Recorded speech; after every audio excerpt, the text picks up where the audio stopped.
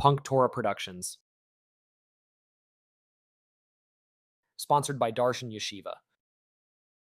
Shalom Tova, everyone. It's Rosh Hashanah, and I don't have time to cook. I'm sorry, but these things where it's like, here's a 15-course meal that you can serve your family on Rosh Hashanah, no way. I don't have time for that. You're getting a cheese board, and I'm going to bed. But just because we're doing a cheese board doesn't mean it can't be an awesome cheese board. So our friends at a bunch of wonderful companies have sent us tons of product. We are so undeserving of this, but I was told not to say that we were undeserving of it because then people won't send us more stuff. So thank you though to everyone, and I want to just give a shout out to all of the different people who have helped us out. So this is honey from Virginia Bee Company. They specialize in local honey, beeswax, and organic cosmetics. So if I use cosmetics, I would use their cosmetics. Savannah Bee Company sources their honey from the finest beekeepers around the world and supports education and conservation through the Bee Cause Project. You can go to Savannah and you can go to their store and you just have all these amazing products.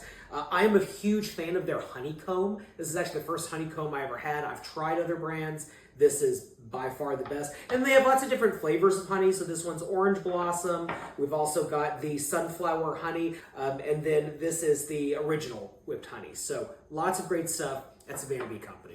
So this is a new company for me. This is the Matzah Project. They introduced carefully made, artfully packaged, like legitimately scrumptious matzah to what would otherwise be a stale, outdated, dusty corner of the marketplace. We've all been to the ethnic section of the grocery store and seen matzah that you have to go like, whew, right? Because it's been there for so long. Like they have it there in January. Like why would you? But this is great. So these are the matzah chips, okay? Very excited about all of these. They're different flavors, cinnamon, sugar, that's salted. And then, of course, you have to have the big square cardboard box. So this is the everything bagel flavor. Awesome stuff. So with cheese, you know, you go to the grocery store and they have the little sort of bougie section and you just kind of swoop them up. No. You got to know where your cheese comes from. So the cheese guy provides small batch, kosher, all natural cheeses for every occasion. We've got lots of different flavors here. The Gouda, the Chagall, we've got an aged Havarti, the goat cheese. Guys, I'm very excited. Like when I see goat cheese, I get so excited. Just as a side note, I was in a band once many, many years ago and my nickname was Goat Cheese. And my nickname was Goat Cheese because compared to the drummer, I spent more money on goat cheese than he did on all food. So very excited about trying out this goat cheese from the cheese guy. I love Iraqi date syrup, and you go to the grocery store and it comes in these like gigantic glass bottles, and inevitably like there's too much and then it gets that weird hard texture. And like I love Iraqi date syrup, but I don't need it in a gigantic glass bottle.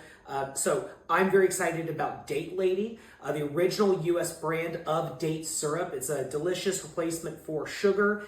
Yeah, this is absolutely cool stuff. I love that it's in this pourable container. Makes it a lot easier than when you have to take the big jar and whatever. And then I tell you, I don't know that much about dates. Apparently you can take the date syrup and put it in chocolate. So that's really cool. And then the Date Lady sent us the Date Club. So we have two different kinds of dates here. I'm not going to pretend that I know how to pronounce that, but I definitely plan on eating it.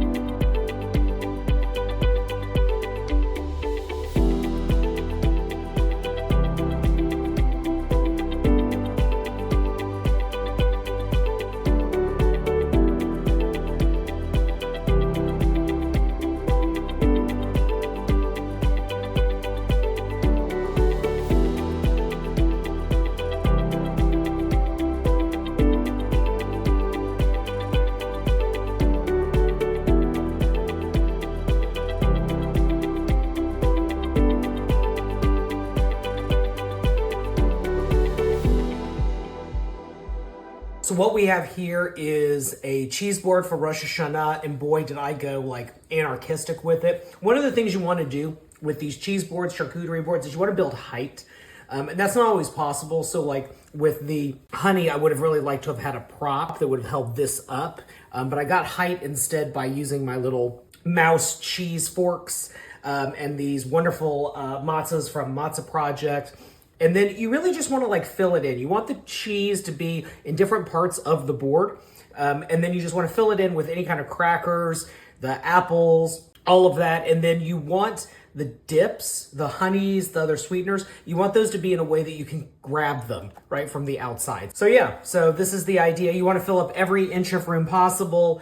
You want to make it very difficult for you to transport the board from one place to another. And you always want to have backups of everything. So we have backups of honey that you can't see because they're off camera.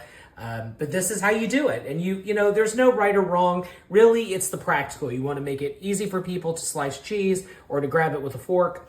You want to leave the sauces on the outside so that people aren't using sauce inwards. And ideally, you would have had a prop for that. But oh well. So, Shana Tova, send us pictures of your Rosh Hashanah and Yom Kippur cheese and sweet and apple boards. We'd love to share them with everybody online.